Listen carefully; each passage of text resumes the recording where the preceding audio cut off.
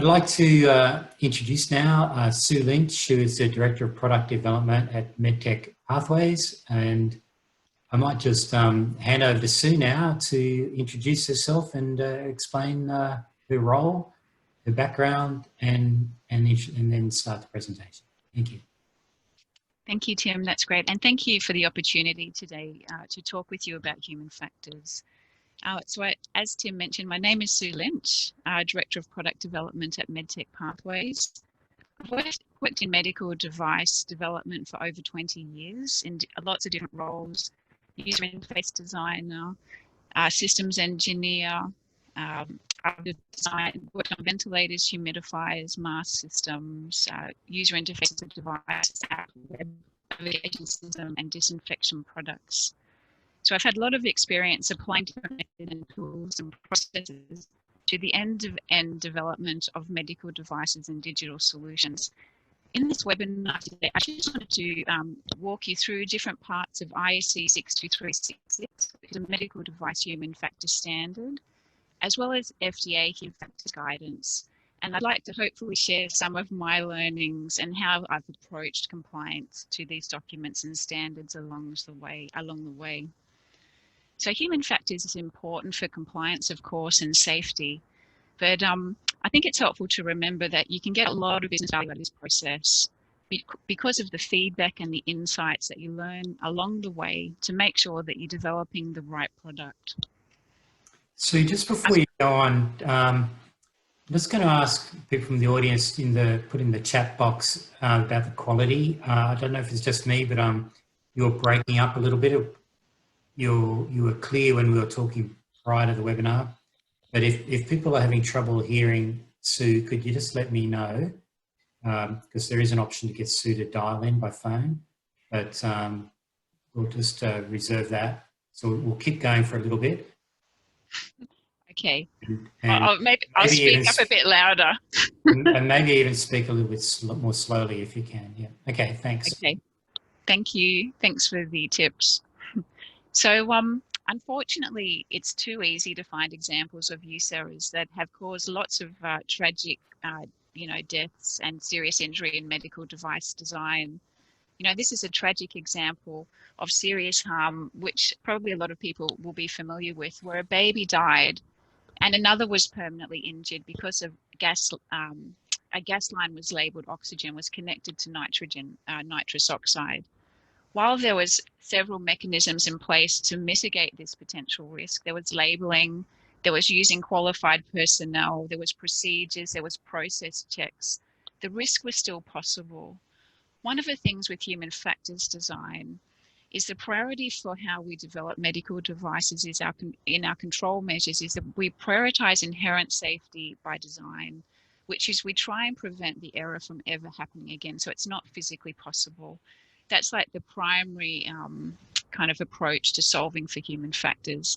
The next level is process controls. And the least preferred approach is information for safety, because a lot of people don't read labeling. So to the extent possible, our goal is to eliminate or to design out risks so they can't occur again. So here's an example of a pancreas system.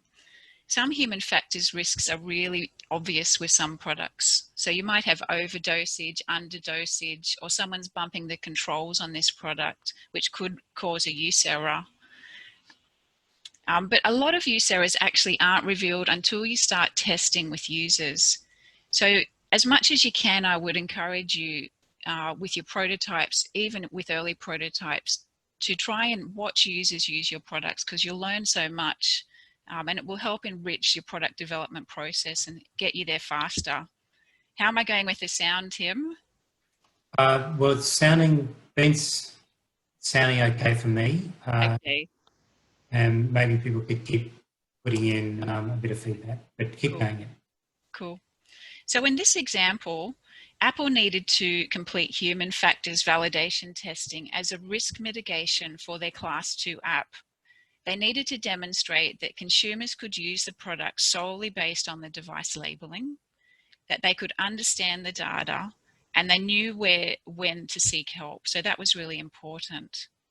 So human factors are important from a product development point of view and medical device design, but also supporting regulatory clearances, even for some products which you may kind of be scratching your head again, going, well, do I really need to do this?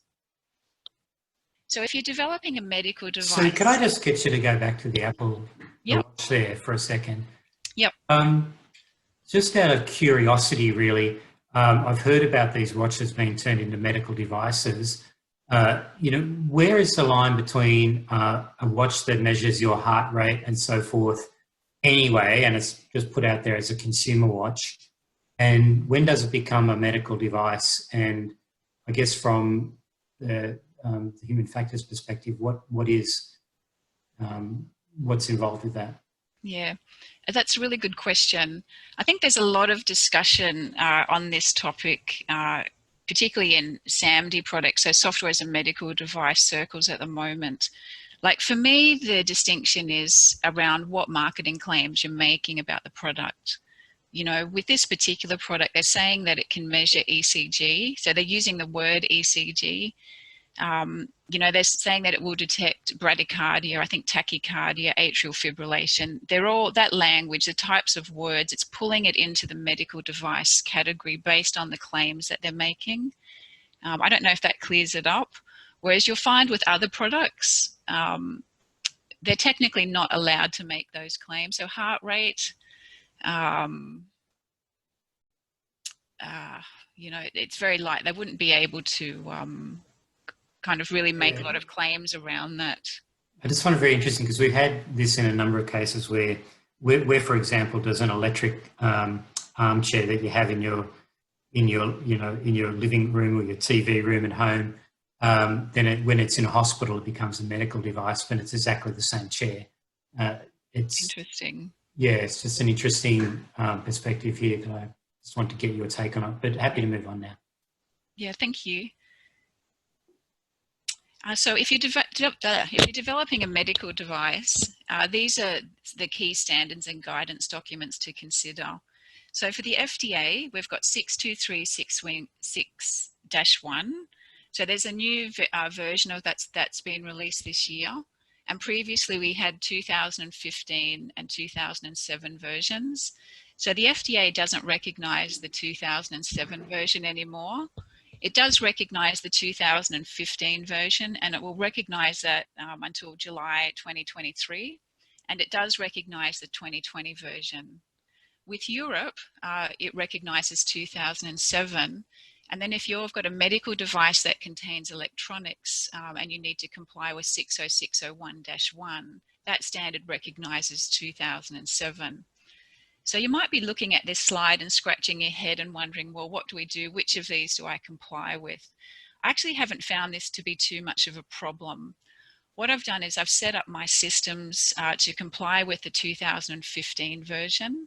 And then if any issues pop up, for example, during certification of medical electrical equipment for compliance and things like that, I've just written a rationale to show how it's equivalent to the 2007 version. It hasn't really been that onerous or difficult to do. And then for future products that I know will be launched, will close to that 2023 timeframe, we'll be looking at applying the new standard. There's actually not too much of a difference between the 2015 and the 2020 standard. The usability engineering process is not fundamentally changed, but as you kind of track through these standards, sometimes they'll change the names of things, and that can be a little bit confusing, but it doesn't really fundamentally change the process and what you're doing. So is there any work underway to update 60601-1 to accommodate the changes from the 2007 version up to the 2020 version? Not that I'm aware of. I hope so. It's a bit annoying that they've got this disconnect between the different standards, but I guess the bonus is that it's not too difficult. It hasn't seemed to be too much of an issue. Okay. I'll just take this opportunity to remind people to type in questions into the Q&A panel, please. Okay. Cool. So here are some examples of some guidance documents that might be helpful. So we've got 62366-2. which is the second part of the main standard. There's a lot of information in there on how to interpret the standard and what to do.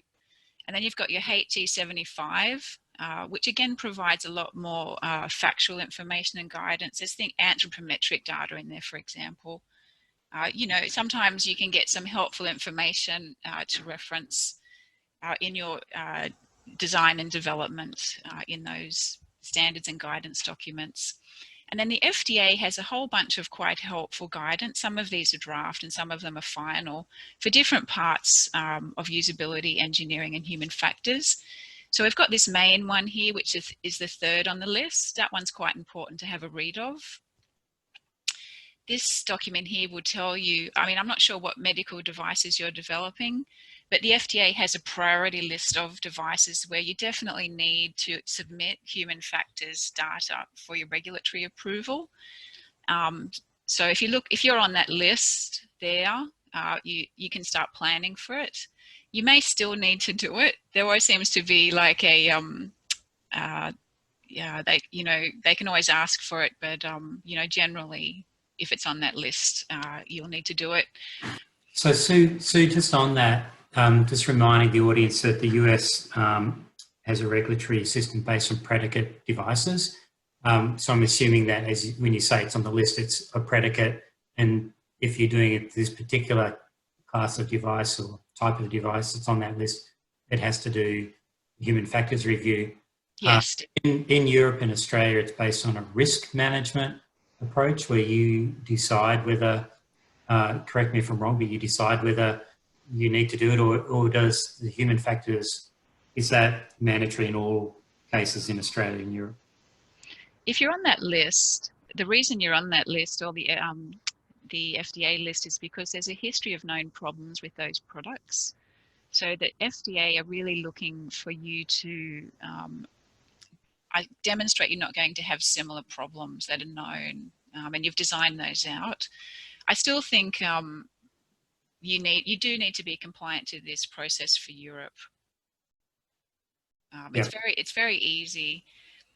I think it's very easy to introduce use errors that you're not really aware of or you think you might understand. Without going through this process, you might only find them out once you launch, and you don't want that. That can be a big problem to solve. Okay. So there's some other draft guidance which may or may not be applicable.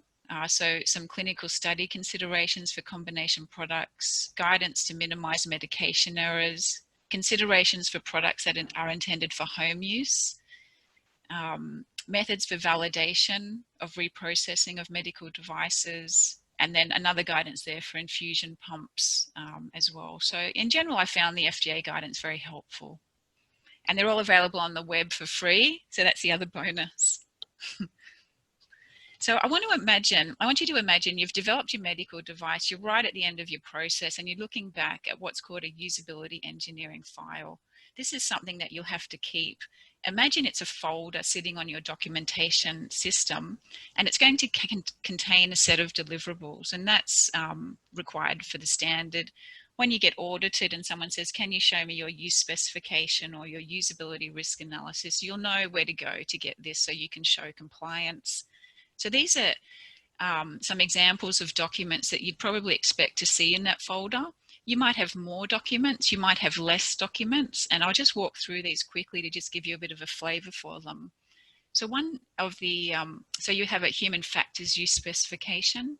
So that is characterizing the user, the end use environment, and the device user interface. And I'll go through some specific criteria for that. You're probably going to have a usability risk analysis. Sometimes that's combined with other risk analysis, but the usability risk analysis is another common thing that you would find in this folder. You'd have formative evaluation plans and protocols, formative evaluation reports, your summative evaluation plan and protocol, and your summative evaluation report. If you're on the priority list of devices for human factors review, you'll probably need to develop this additional document here. It's called a human factors summary report, and the FDA has guidance on the format of that report and what it should include. And essentially what it does is it summarizes that whole process so that they can read it and understand it. these two. So you'll be talking through the difference between formative evaluation and summative evaluation later on, won't you? Yep. Yeah. In a nutshell, formative kind of, it can be very, so it can range in its formality, but the idea is that you do lots of short, small, formative evaluations. So you're interacting with users, you're understanding your problems and your use errors quickly, and then you can respond at a point in the design process that allows you to solve for those problems and eliminate them. And then when you get to a point of confidence in your development process with the design, you can go to your summative validation. You don't, without doing any formative testing, you know, you've got to kind of think carefully, but there's high risks of failing your summative. Summatives are generally more complex to set up, time consuming, so you don't want to fail it. You want to kind of set yourself up for success by doing a few more iterative formative evaluations, getting learnings and insights quickly, and then responding to that in your product development process. These two documents up here that I've got in grey, there's a lot of overlap with those particular deliverables and parts of the risk management process. So they might be sitting in this folder as a document by themselves, or they might be combined with some of the risk management deliverables. So here's a list of the products on the highest priority list for human factors review. Again, this information is available on the web. So you've got artificial pancreas systems, insulin delivery system, infusion pumps, implanted infusion pumps, ventilators, ventilator assist devices. So if you're looking for, you know, if you're searching the MORE database or looking for post-market information about these products, there's generally a long history of problems or risks and incidents, and that's why the FDA's got this on their list. So here we go. Now, this may not be the first document you start in your human factors usability engineering process. You might do a formative first because you need the insights to assess your product, but this is often one of the first ones. So you can see these are the requirements from the standard that you'll need to address and cover in your use specification. So you'll need to define your patient indication, your intended patient population, the intended part of the body and tissue the device interacts with, intended user profiles, the use environment, and the operating principles. So if you do all of those things, you've satisfied the requirements of the standard. However, you may not have necessarily satisfied all of the FDA requirements. So just if you could go back to that for a second. My understanding, when you've got a user needs document, which is one of the very first that you would think about for a medical device, and it often says, you know, the device shall have a red blinking light, you know, or the device shall indicate, provide a mechanism to indicate if there's an error in attaching a sensor or something. It doesn't specify the solution, it just says what the user needs to be able to do. When you talk about a use specification, does that in any way relate to defining the requirements of the system? No. Well, right. What you described there, I would consider that a design input, because what it's doing is providing an engineering requirement. Before that, you have your user needs, which are at even a higher level. With your use specification, you're really just trying to define characteristics that should be considered in the human factors engineering process. Again, it's quite level. We're not really providing, they're not requirements, they're more considerations.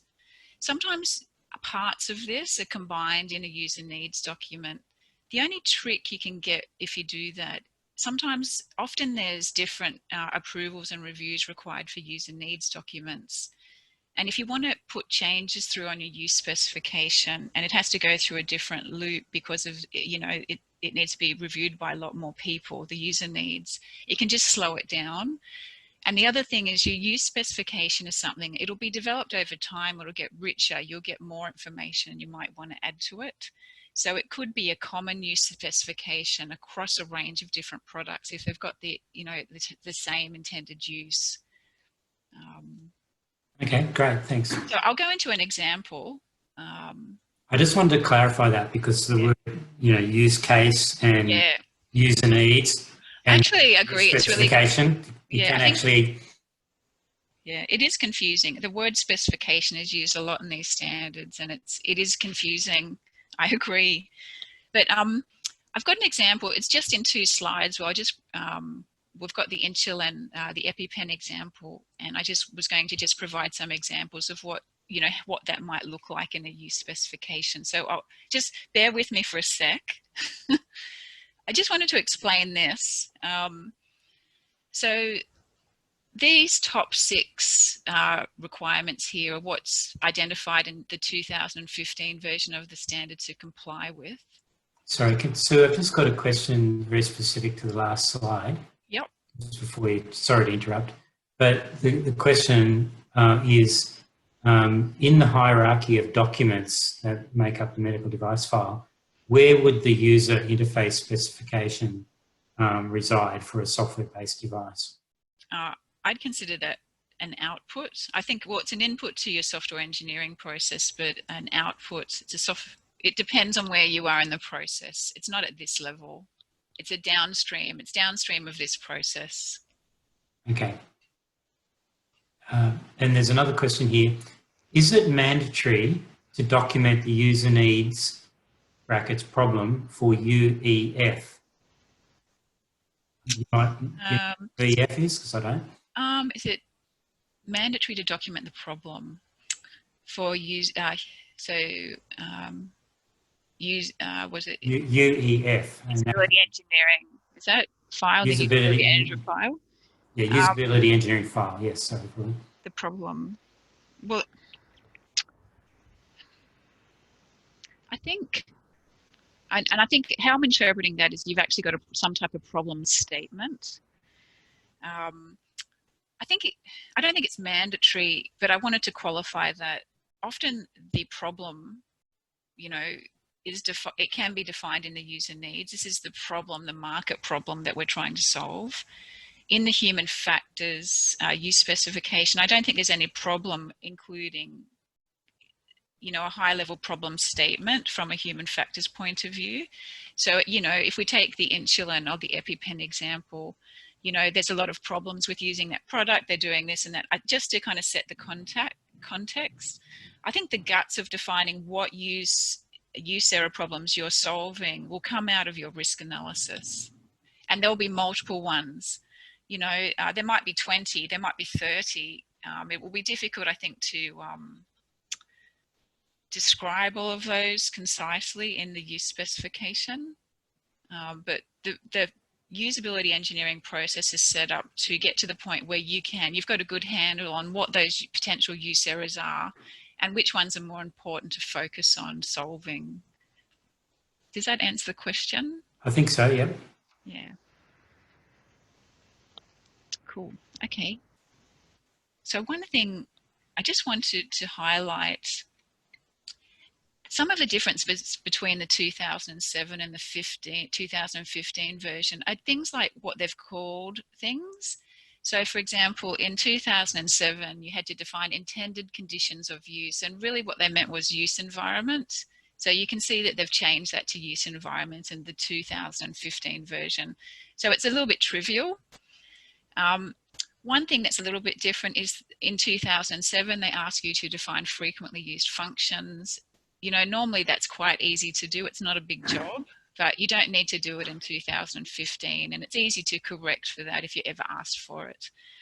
But the FDA they do ask you to do this. They want you, before you're doing any human factors engineering or analyses, to have defined who the users are, who the device user interface, and the device, the environment of use. So just make sure that they're documented. For me, it makes sense to document all of that in the use specification, because probably the level of detail is sufficient at that stage of the project to capture there. And if you can, it's easy to generate a list of a lot of characteristics. Like it's very, very easy to, age and sex, whatever. trying to think about the things that are most important for device safety and efficacy. So you're really kind of picking and focusing on those important things, and that will come useful later when you're writing your formative and your summative protocols, because you have to, often you'll be simulating a use environment. You can't simulate every single aspect of it. You know, you can use this as an input to figure out how you need to set up that use environment so it's representative of final use. So, you know, lighting or whatever. Okay, so here's our an example of EpiPen. So you're starting to break up a little bit again, so maybe just slow down with your speaking again. We'll see how that works. Okay, thank you. So if we think about our use specification, and imagine we had to write a use specification for this product. What if we're trying to characterize the user? You know, what types of things would we put in there? So it's going to be your children and adults. They're likely going to need to carry this with them. They're going to be using this product at a time that's highly stressful. They're probably going to be anxious and fearful. The injection might need to be given by a bystander. The product's going to be used periodically. So it's very easy for them to remember how to use it. What level of training would normally be provided in this product? Because that can kind of give you some clues to what extent you need to solve for ease of use in the product design. There's no training, you know, a lot more effort needs to go in making sure that the product is easy to use. How do they need to hold it? You can see in this example here where a child is holding it. You know, they might have issues with dexterity or hand size and things like that that need to be compared to an adult. So there's quite a lot of things there that you could document.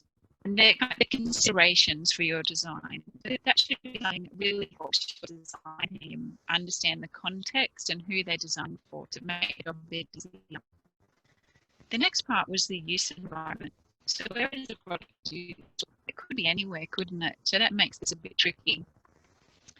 So it could be used in the home, the hospital, a shopping centre, when in sport, out at parties. So you've got to, when you go to write your form, you've got to think, well, how do I do that? What's, you know, what use environment? How do I simulate this use environment? You might go through a process of thinking about worst case. You know, that could be, you know, an environment that's noisy, where you know, there might be interruptions and things like that. So that's you know, some things to consider. And you'll learn more about those through the development process. You might come back to your use specification and update it. You might define that more detail in the actual protocol itself. And then you have your user interface. So you've got a needle, you've got a holder, you've got packaging, you've got medications. Maybe there's a particular workflow it might be worth documenting at this stage if you have it. That just provides, again, helpful context for the design team to kind of start the job of solving to make this easy to use. Thanks, Sue. I don't know what's going on there, but your voice was breaking up quite a lot. Okay. You suddenly sounded good in the last 5 or 6 seconds of that. I don't know if you changed anything, but if it gets worse, we'll need to get you to go to the phone line. Okay, I can always, I've just got my headset on. Maybe that's going a bit wonky. I can try taking the headset off. If you've just got a normal laptop, the microphone on the laptop is usually pretty good. Okay, I'll give it a go. Okay, can you hear me? Yes, pretty clearly. Okay, well there you go, that's a first. The headset's worse. Yes. Okay, so the next parts of the deliverable tier. So we've got clause 5.2, identify user interface characteristics related to safety and potential use errors. So this is very similar to a requirement in risk management 14971. So those the requirement for human factors and risk management, they could be combined, and they're often combined and put together. You can keep them separate if you want. Just make sure you don't forget documenting potential use errors, because it can be easy to do when you're documenting so many other characteristics for so many other parts of the product. So just make sure you don't skim over that one too much. And the other one, 5.3, identify known or foreseeable hazards and hazard situations. So as part of your risk management process, you need to do searches in the MORE database and total product lifecycle databases, literature. You know, there's multiple sources of information. So just look for products that are similar to yours, you know, what problems are happening. And you're collating that information, and then you're using it as an input to your risk management to make sure that you're not going to have similar problems with your product. So again, you're looking at it through the lens of human factors. So what use errors are causing injury? What's the trends? So there's lots of useful information out there in that post-market space that's helpful. Again, that's often combined with risk management deliverables. You don't have to combine it, you can keep it separate if you want. Now the last one was here, 5.4, identify and describe hazard-related use scenarios. So I might just go back to our insulin example. So imagine you were designing an EpiPen and you needed to go and have a look at, you know, what's known and foreseeable, what known and foreseeable hazards could occur. So here's an example of some information that's available in the public sphere. And I'm just going to read through some of these use errors. Failing to remove the device from the carrier tube prior to use. Failing to remove the blue safety key release prior to use. Activating the auto-injector upside down, resulting in hand injections. Failing to apply sufficient force to activate the EpiPen. Administering at a site other than the outer thigh. Failing to hold the auto-inject in place for a full 3 seconds. So these are all fairly significant use errors because you can see how they could actually be quite severe, and that in some cases they could be catastrophic. So these are examples of use errors that you could bring through and document in your risk analysis, and you can go through the process of how you can mitigate these and in your design. So if you were to document this and describe it, one way I normally do it is I'll state the hazard and then I try and document sequence of events that would lead to the hazard. So for example, the user holds the pen upside down. Step 2, they inject the EpiPen into the hand. So that's obviously a problem.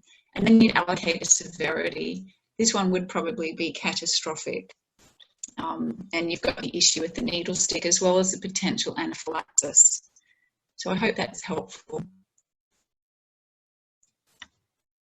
So imagine you're working on your usability risk analysis. You've defined your hazards, you've identified your hazardous situations, you've identified your harm, you've gone through and you've allocated your severities. So you know which tasks can cause different levels of harm.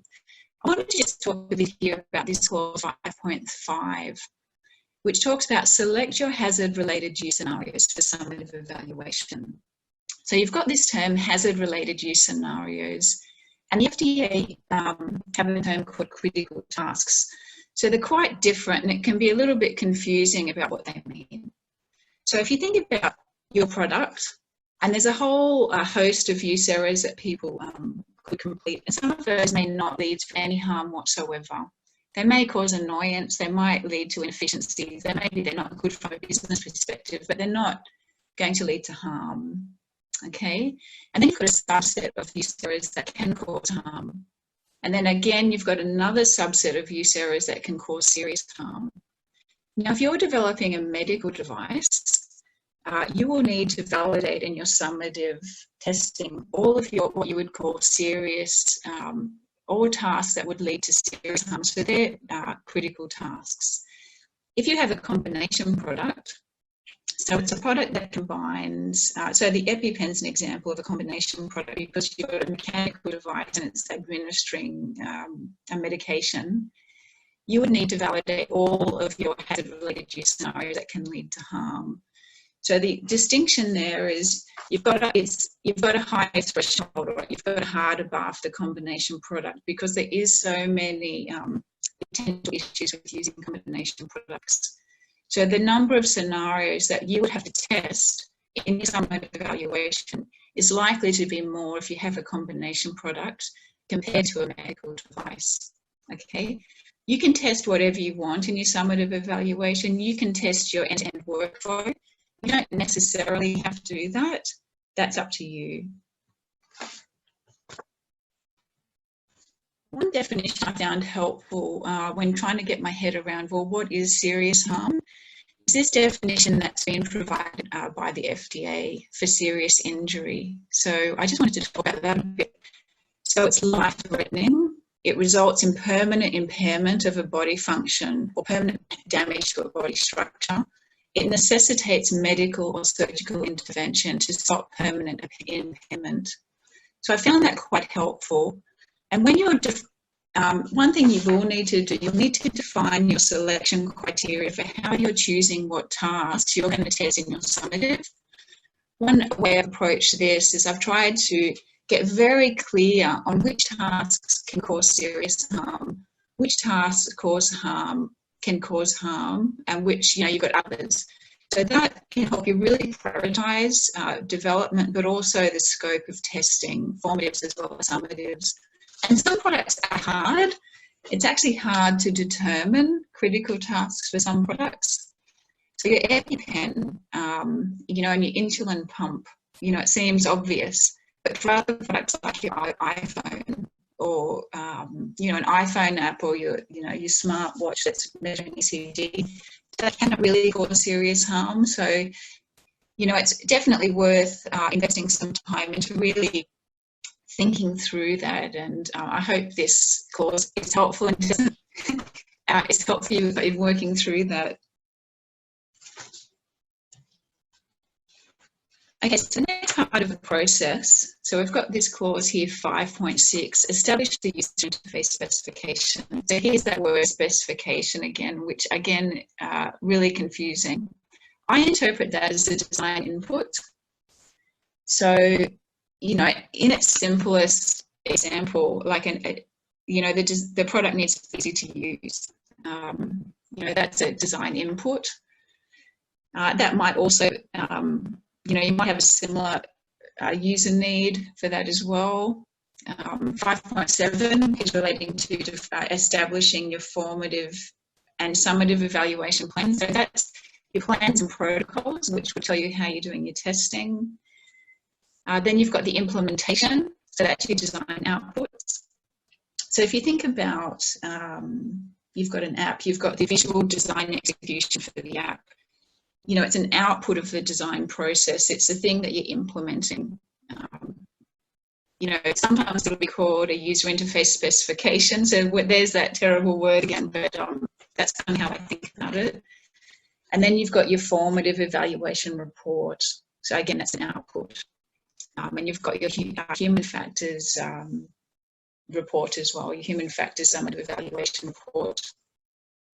So I just wanted to point out, if you are going for FDA clearance, you can be compliant to 62366 and not satisfy the FDA guidance. So just watch out for that. Check the guidance. The FDA also offer review of your summative protocols. It can take, I think it's about 3 months for them to review it, but I've gone through that process before. I found their feedback fairly helpful, and you just know, there's no risk then of them wanting to change anything later or not accepting the results. So if you have the time to do that, that's an option, an available option for you. So I've tried to list, I know there's a lot of words on this slide, so apologies for that. But I just wanted to talk through some different differences between formative evaluation and summative evaluation. So with your formative, you've got 5 to 10 participants. With your summative, it's at least 15 participants for each user group. So you might have patients and clinicians that you need to test. So if you go back to your human factors use specification, you might be in that document, you would define the different types of users. we talked about in the EpiPen example, you've got the patient, which might be a child, and you've got bystanders, which may not know how to use it. You might have a clinician group. So you've got to go through that thought process of really trying to define who will we need to do this testing on to show that it's going to be safe and effective. So your formatives can be very informal, or they can have quite a high level of formality approaching a summative.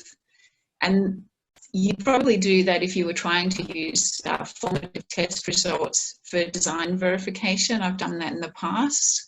That can work quite well. But you don't need final prototypes. You can do early formative testing with paper, foam, digital images, rapid prototypes. You don't need real users. You don't need real product. You don't need to test it in a real use environment. But my suggestion would be do it as soon as you can. Test with real users. Test with a product that's as close to real as possible, and try and simulate the use environment if you can, if you're able to. I mean, sometimes it can be hard to do because there's so much to learn when you're observing real users using the product. In formatives, you're also evaluating the labeling. So that's helpful, that's required as well. Evaluation of labeling and training is within scope of 62366, so that needs to be covered. You don't necessarily need a pass-fail. It can be useful. You might need it if you're using your formative evaluation as part of your design verification. So you've got a few options there. So I guess to summarise with your formatives, they can be quite loose and light, but then you're getting this gradual increase in complexity as you move down the process. It's up to you how you design them and how you scope them. With your summatives, they're a lot more formal. You need real product. You need products that's functionally equivalent to production. You need real users, and you need a real use environment or a simulated use environment. So that's really important for these testing. Normally your results would be invalid if you didn't support that, so that's important to get right. You need to test all of your critical tasks. If it's a combination product, you need to test all of your hazard-related use scenarios. The training you provide needs to be representative. There's certainly some risks if you go with a worst case, which is no training option. You don't really want to fail as something. It's just difficult. You don't want to repeat it because there's so much work and, the sample sizes are larger. You'll need to justify in your summative, or you'll need to define training, what's representative training, and you'll need to justify training decay. So you train people on day one and you allow 2 days or whatever, 1 day before they do the test. That's important. The FDA will look for that. The summative is also indirectly evaluating labeling. If users can't complete the critical tasks as planned, it's kind of telling you you've got a problem, and maybe that's related to your labeling. If the person administering the test is intervening to help someone complete a task, that would be considered a fail. So hopefully you're using the time in your formative evaluations to really understand the design and mitigate against the potential risk of that happening in a summative. Okay, so you're right at the end of the process, you're looking back again. I hope I guess this is a little bit of a recap on the slide earlier, but I hope it makes a little bit more sense about the types of products that you would see in your usability engineering file, and the types of activities and considerations in complying with 62366 and satisfying the FDA guidance. Thank you. Thank you very much, Sue, for that. You may as well go to the next slide now. And I just wanted to apologise for everyone because the sound quality was not great, and it was just on the edge of do I have to stop it? But I think I think we managed to hear what you were saying reasonably well. At least I could follow what you were saying. But next time we'll take that as a lesson learned, and we'll look at getting the presenter on the phone line from the start. But I would just like everyone to start typing any questions into the Q&A panel so that we can ask Sue some specific questions. So I'm just going to ask with, start off with a question that was sort of right from the start I was wondering about is, I'm assuming that human factors is the same as usability engineering, because you are sort of interchanging the terms. Can you just talk us through the history of the term human factors and what's the difference, if there is? They're interchangeable, the terms. Yeah, it's a bit annoying. The I don't know, I think it was just as the discipline of human factors has developed, those terms have just changed a little bit. So usability engineering, I think the FDA, human factors, they're just used interchangeably. They're the same thing. Okay. Now I do have a question here. Sorry, just to go back to my questions.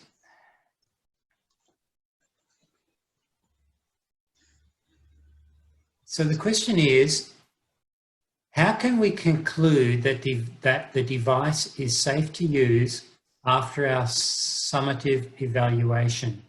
Should it be a statistical analysis of the occurrence of use errors amongst testing participants? And if it is less than 5% error, for example, can we assume the device is safe to use and conclude our human factor report? Okay. So when you write your summative validation protocol, you'll define the criteria for pass-fail. So there's some guidance provided in the standard around sample sizes for this. I've done a calculation on that before, where, for example, I would accept 11 out of 15 if they do it correctly. But what it comes down to is you need to define. Okay, if you think about, so someone's so there's, in a human factors test, there's different data, observational data you collect. So they perform the task incorrectly. They're doing it with difficulty, so you would record data on that. So yes, you observe them doing it with difficulty. So they took a long time to do the task. They, you might have a criteria in there that the administrator can intervene after 3 minutes or 4 minutes, and then that would be an outright fail. So once you've got all of that data, you aggregate that and you look at it, you look at their comments, and you go through a process of determining whether that's a pass or fail based on that criteria. So in my example, like when I've done these before, I think I'm just trying to remember. So if it was something like opening a box, let's just take a simple example. They need to be able to do that in a particular way to pass. They've got to do it without significant use errors, without difficulties, and and then I would document a pass on that. And at least, say, 12 out of 15 people would have to do that for me to consider that a pass. I would consider, and then so I would document that as a pass. And then the other part of the human factors summative is you have to go through an analysis. Everywhere that you observed difficulties or use errors, you've got to basically dig into that, and you've got to provide a rationale for why you think it's still effective and the design is adequate, and basically to identify if any more mitigations need to be implemented to resolve that issue, or whether it is low as possible, whether the risk is low as possible based on the current design. So you've got the observational data, and then you've got that supported by the residual risk analysis, the human factors residual risk analysis, and it's both of those things. So say you use both of those things basically to determine whether you've passed. It's not as straightforward as a bench test, unfortunately. Okay. The person was an anonymous attendee, so if you want to ask any further questions on that, send it through. Luke asks, has there been a big difference between the usability design of hardware-oriented medical devices and software medical devices, e.g. mobile apps? And if yes, could you explain more? Has there been a big difference? So the general process is the same. I mean, you have to follow both processes. So you have to design both products using the same process. I think the tricky bit with software, you know, if you've got software as a medical device, or you've got an app or something, there's a lot more in the user experience processes. They don't necessarily, they're not, you know, and it depends on your product and to what extent serious harm can occur from misuse or using it incorrectly or forgetting to do stuff. But the processes should be the same. In general, I think with app development, you're doing a lot more user experience type cycles, which tend to, they kind of really fit in that formative space where they're fast, that you quickly turn them around, you do that type of testing. But both should satisfy the requirements of the standard. Okay, Jeff Sizer is asking, there will always be users who cannot cope, and then there will be others who deliberately seek out ways to do things the wrong way, to try to break it. How do you deal with, I guess you might call these statistical outliers? I think, you know, with human factors, again, it comes back to providing that rationale. You might get an outlier. You might get an exception. You know, generally, if you're observing something in a formative study or a summative study, it will happen in the real world. So you will need to address it in your documentation and your residual risk analysis. In terms of when you've launched the product and they're doing abuse, you can't really, you know, if people are using the product off-label or they're doing it in a way that it was unintended to be used or it's being abused, you can't really design for that. You know, it's not, that becomes quite a difficult situation in my opinion. Okay. Somebody's asking, what is the turnaround for getting these documents approved? What does a typical timeline look like? Okay. I guess it depends on the product and the complexity. If you've got a product that is associated with a lot of known use errors, there's a lot of user interface compared to a product that might be considered simple. Like in general, I think you should allow a year. You know, just as a rule of thumb, it might be longer depending on what you find in your formative testing and how many user interfaces you need to test and how many different user groups you need to test for your summative testing or in your formative. If, say, for example, if it's 3 user groups, it can be, you know, it's a lot of work. You've got to repeat that with, say, users, clinicians, lay people, consumers. So it might take longer. But I mean, in general, if I go back to, oops, sorry, I'm just going to go back up. Human factors use specification.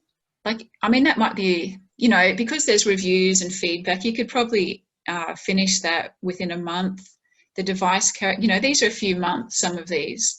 It's the formative, it's the protocols and testing that will take the time, because sometimes you won't actually know, you won't have a design to test. You've got to define the protocol and you've got to run the testing.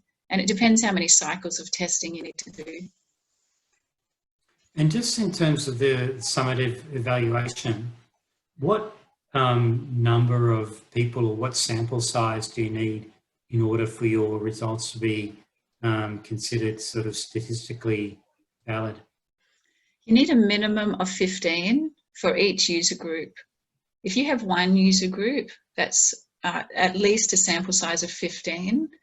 I've tested with 15 and that's been approved by the FDA, no problems.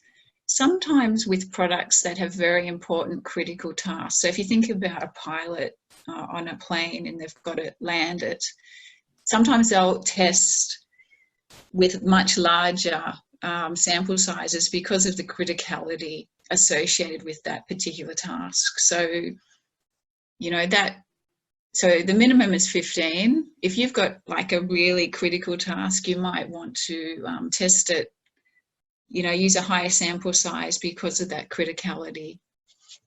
I seem to recall from my university days that there's something magic about the number 30. That even with, even though it sounds like a very small number, 15 or 30, you can end up doing another 1,000, and statistically the numbers don't change. Yep. It's quite remarkable, isn't it? But yeah, they're relatively small numbers, but they extrapolate very well. So I take it that's the reason why you've got this number of 15 in your head. Well, it's not just because there's more guidance of that about that sample sizes in the standard and also in the FDA. I've spent a lot of time really digging into that actually because, it's important because there's a lot of time required depending on how many participants, and you want to make sure it's the right balance, you're getting that right. So, it is well established and well accepted that the minimum sample size of 15 will be accepted for validation testing. And then basically it's up to you though. You've got to make your own judgment call on it. Yeah. I think you mentioned just prior to the starting the webinar that the actual process by which you actually run a summative evaluation plan and protocol and actually do the testing and record it all is that's another webinar in itself, I take it. So perhaps we'll talk about that a little bit further on. And generally, I can provide a little bit of, if it's like a standard process would be, you have a pre-questionnaire to characterize the user to just make sure they're fitting the characteristics of your use specification and to collect a little bit more information. Then you would have a series of defined tasks that you would walk people through. You welcome them. Can you please show me how you would do this? And then you get them to think out aloud. So can you please show me how you would open that box? And would you just verbalize your thought process as you're doing it so I can understand what you're thinking? So you would, normally I'd have an audio recorder. I'd have some forms. I would document how they're doing it. I would record their comments, and they'll say things like, "Oh, I didn't realize I should open it here," or "What does that mean?" And at the end, you consolidate all of that information. And at the end of that particular study, you might just have some more questions to just clarify things that you observed, use errors, etc. Sure. Okay, if you could just go down to the second last slide again with your contact details, because somebody here must be one of your employees or something, because it's a perfect thing to give yourself a plug. MedTech Pathways are saying, do you provide usability testing supervision within your company? How about you give yourself a little plug and tell us what MedTech Pathways does? Oh, okay. Okay. So we're MedTech Pathways is a medical device consultant. We've got a group of people from a range of diverse backgrounds, from product development, software, clinical trials, and specialists in commercialization, getting products up and running and in the market. So yeah, we've got a range of surface regulatory and quality assurance, and provide just a range of services around supporting product development and commercialization of in the medical device area. And yes, we do human factors development, testing, reporting. Okay, that's excellent. And Kevin asked, will the webinar be available? Yes, I'll probably be tomorrow. I'll have that up online. And there was a question from Ada Lee. Thank you, Ada, for asking a question. She's involved in another project that Genesis is involved in. And she said, is there a general template or best practice for the documentations that you go through? I'm assuming the answer to that depends on whether you've done it 10 times or 100 times before, and every project's different, I imagine. But I'm interested in electronic versions, how you manage your documentation and the processes you do to make sure that it's all, I guess, done correctly, so that when you create your use specification file, I think you called it, that it's all ready to go for people like the FDA.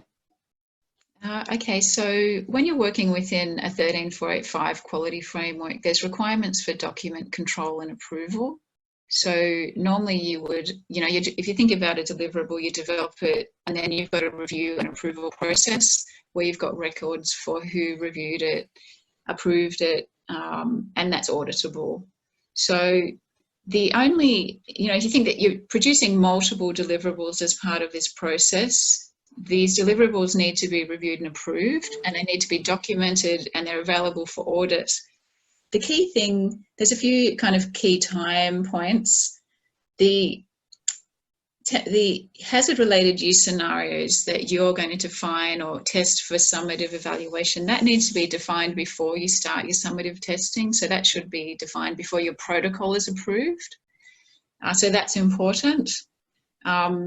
But a lot of these, and so that's really dependent on your risk analysis being approved, and then you've got inputs to risk analysis. So you've got some, to a certain extent, these different deliverables can work in parallel, but there are some kind of milestones where things need to be, reviewed and approved and released. So in terms of templates, I guess I've developed my own templates. There are some templates for human factors formative and summative protocols and reports available, I think, on AAMI that you can have a look at as examples of templates. But I think it's just a matter of having gone through the process and finding out what works well for you, reading the guidance and making sure you've ticked all the boxes and you've included the FDA, you satisfied the FDA requirements and the standard requirements as well. Okay,